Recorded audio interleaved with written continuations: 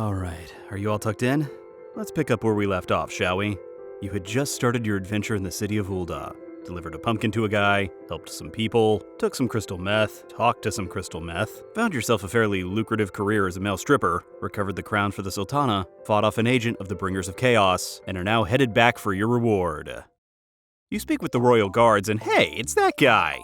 I remember you. You're a royal guard? And you couldn't have given me a bit more than a few $100 for saving that rich girl from earlier? The hell, man? Uldanians are a bunch of cheapskates. He thanks you for your help in recovering the crown, and then you get to meet the Sultana. Presenting Queen Strawberry Shortcake!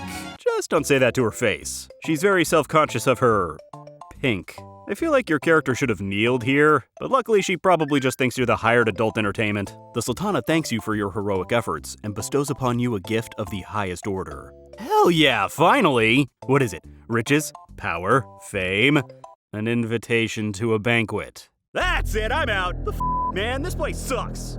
It is here that you meet a well-armed guard named Raubon. Extremely well-armed. I mean, those are some nice arms. It'd be a shame if something were to happen to them. Raubon is a very important character throughout the rest of the story, so I guess this whole thing wasn't a complete waste. Wait, you're still here? How have they not executed you for mass incompetence yet? Mr. Luckiest freaking man alive here tells you that there are certain protocols that must be followed for the upcoming banquet, as the who's who of Ul'dah will be in attendance. And by protocols, they mean you just need a special set of earrings and that is it. Manners? Etiquette? Nah, f*** 'em. Just throw on the right kind of bling and you're all good. So you run around the city to get those, and then it's party time. The Sultana introduces you, everyone cheers, Raubon gets all Debbie Downer on you, talking about the problems of the city and the plight of the citizens, blah blah blah. Boring. However, Raubon notices a light glowing from your chest. That light, what is it?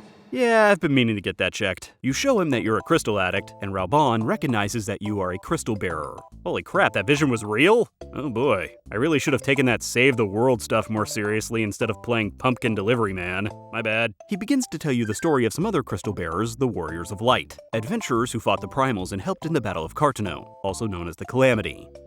Funny, my wife also calls our wedding night the Calamity.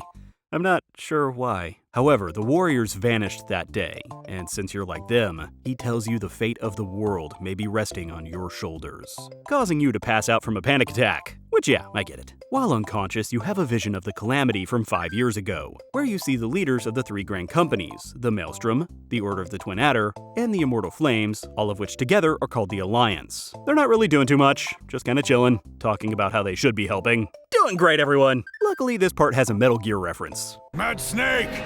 Mad Snake! Answer me! I know I should be sad someone died, but I'm not. Also, cool girls don't look at explosions. And this guy's maniacal laugh is fun.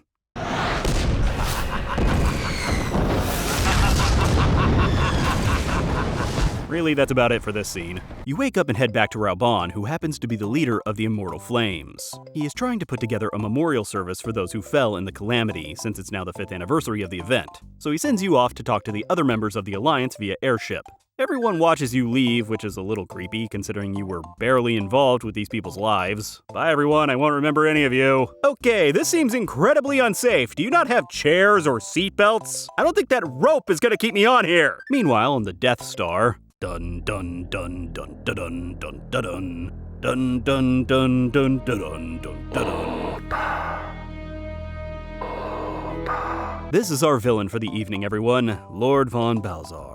Turns out about 15 years ago, the Garlean Empire, that's these guys, you know, the bad guys, the Empire, attacked, attempting to take over Eorzea. But they picked the wrong place to attack, as Silvertear Lake has a large dragon as a guardian. And he done f***ed up their schniz. This is just bad military strategy. When picking places to attack, don't choose places with large dragons as guardians. Our main baddie gives us a speech which can be summed up as, "We may have failed like a dozen times before, but we'll get them this time for sure." That ship looks like a chicken. We also get a short scene with one of the horny Darth Vader's right-hand men, Nero. I'm sure there's a joke somewhere in there, but I'll think of it at some point. Anyway, the scene goes like this. Hey, you a spy?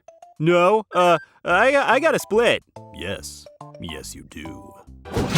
Wah, wah. Meanwhile, we have arrived in Limsolo Mensa. You go speak with, I am Melvib Bluefistvin.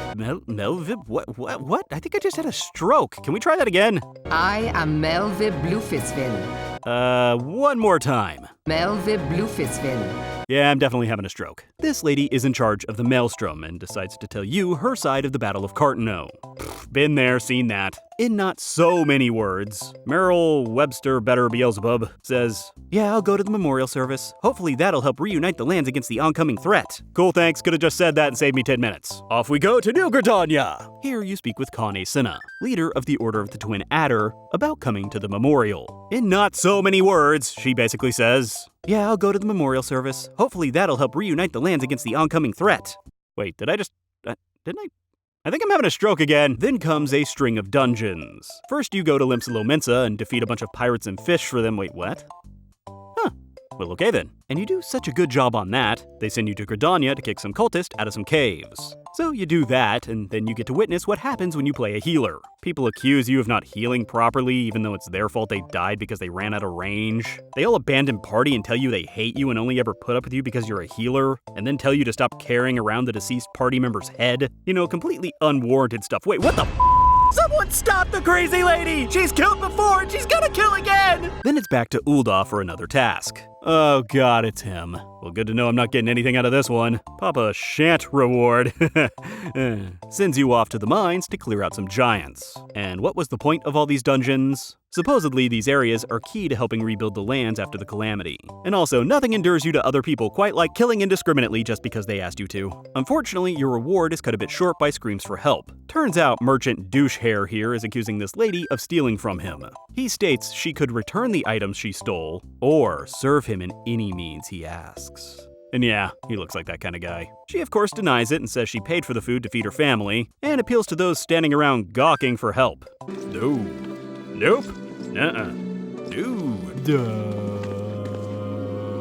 You're apparently the only one stupid enough not to back away. So you step in to help the lady out the only way you know how. Shoving a sword in them! You kick their asses, causing them to run away, but unfortunately you have another episode that tells you that Ul'dah has a lot of poor refugees due to the calamity. Nothing you didn't already know, these visions are less than useful sometimes. You wake up, Mayor McDouche runs off, and right after all the action, Thancred shows up! Oh, come on! Where were you when I was fighting the groups of thugs 3-on-1? You were just the worst! Thancred once again tells you he's been keeping an eye on you, which means he's purposefully not being helpful, but whatever, and says that because of your willingness to help other people, that you're the perfect person to join the Scions of the Seventh Dawn, a group that will help you become a better adventurer and can hopefully help you understand your visions. Yeah, understanding them's never the problem. Can you make them useful? You return to the Adventurers Guild to find them replacing you, likely assuming you're going to die at any moment, and there's a girl named Etta waiting for you there.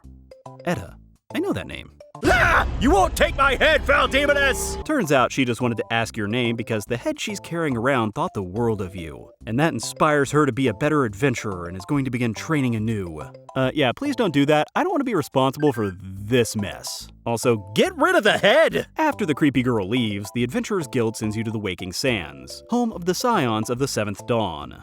Here you meet Minfilia, leader of the Scions. Hey, Mr. Non-Helpy Pants! Minfilia informs you that the Scions are a group interested in protecting Eorzea, specifically from the Primals. They recruit people with special powers, but their interest in you are in the visions you're having, which they call the Echo. The Echo allows you to see in a person's mind and experience their past as though you were there, which, thinking about all the things this guy likely does in his day, makes me really thankful all I got was two people talking. Sadly though, you can't use the Echo at will, which Minfilia knows because she also has the Echo. According to her, this power will be vital in the fight against the Primals and to help bring peace to the land. Is it too late to going back to being a pumpkin delivery guy? But you join up anyway. The members of the Scions are Ida, Papalimo, Thancred, stupid do-for-nothing son of a, Y'shtola, and Urianger. Dawn may banish even the darkest night. Nobody knows what you're talking about, Uri. Oh, and there's Tataru the clerk. She's so adorable, I just want to punt her like a football. Minfilia then assigns you your first task. You are to look into a robbed caravan and some possibly abducted citizens, both of which the Scions believe are tied to the Amalja, worshippers of the Primal Ifrit. So off you go to Camp Drybone, insert your own joke here, to start investigating. Your contact there is named Isambard, who immediately sends you out to collect some corpses. Hi, nice to meet you too. After you do that, he sends you to meet a merchant named Ungust, who supposedly knows people in the area well and should be able to— Hey, sup, douche town? Ungust tells you people aren't really talking much, and hence he doesn't think people are getting abducted, they're just moving away.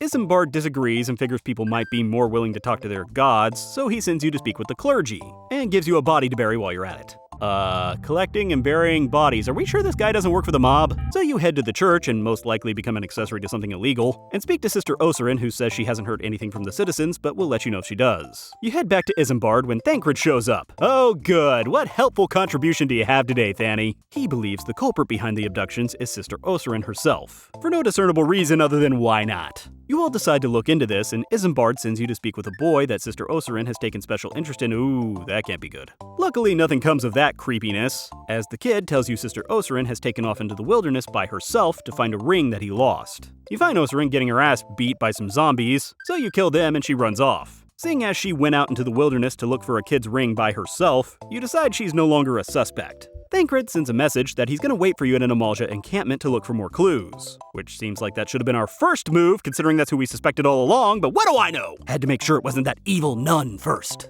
You meet Thancred at the camp, but he doesn't really want to go in there because he's f***ing useless, so he sends you. Cool, thanks man. In the camp, you find a flyer pretending to be from the church and offering work to the poor. You take it to Oserin, who says it isn't from them, so Thancred comes up with the brilliant idea to pose as beggars, looking for work, so that the people behind the ruse will approach you. You go panhandle a bit, and while it doesn't work exactly as planned, you learn that the poor have a commune just outside of town. You and Thancred go there and hang out for a bit until you're approached by someone pretending to be a priest. Douche Nozzle, what's up, man? He states he was behind the robberies and kidnappings, but only did so in an attempt to broker a deal with the Amalja and stop them from raiding their towns and killing people. You bring this info to Minfilia, and instead of giving you something useful to do like interrogating Ungust or something, she sends you off to a goblin to figure out how materia works. Mutamix Bubblypots, that is his name, speaks in absolute gibberish, so you learn from these people instead, whose names look like they were made up by gold sellers. You head back to Minfilia and find out Thancred got to interrogate Ungust, which I'm still kind of bitter about, and managed to find out about a meeting between him and the Amalja. So the Scions and the Immortal Flames set up an ambush.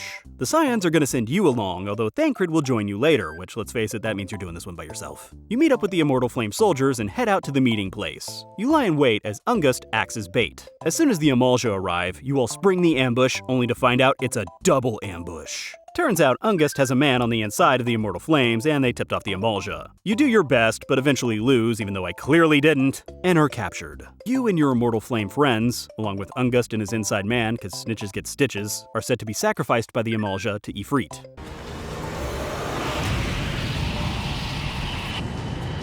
Holy sh**. Yeah, is it too late to going back to being a pumpkin delivery guy? You are miraculously unfazed by Ifrit's flames, which actually make people just worship him, I guess, and proceed to fight him with a random group of other people you don't know and will never see again. You manage to defeat the Primal and then consider picking up your crystal meth habit again because now you'll have both blue and red. Gotta catch 'em all. And guess who shows up just in the nick of time of nothing? Good of you to finally show up!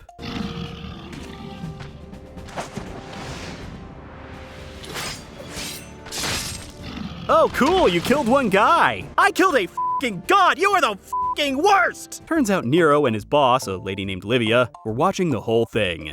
Oh wait, I got one. Keep your friends Nero, but keep your enemies Nero-wer. Keep working on it. You return to Camp Drybone, where Thancred apologizes for being no help whatsoever, a state of being I'm sure will continue, and sends you back to Minfilia. You walk in on her hopefully firing Thancred for utter incompetence, but sadly no. They inform you that the reason you were unaffected by Ifrit's flames was due to the Echo, which keeps you from being enthralled by any of the primals. This is why the Scions look for people with the Echo. They thank you for your help, but of course there's more to do and you better prepare. But not only for further battles. By defeating a primal, you're going to be rather famous, which could create some opportunities, but also some problems. However, that's a story for another day. We'll pick this back up later, okay? Okay. It's time for bed now, and remember, if you have any nightmares tonight, don't worry. Thancred isn't coming to save you. Okay, good night.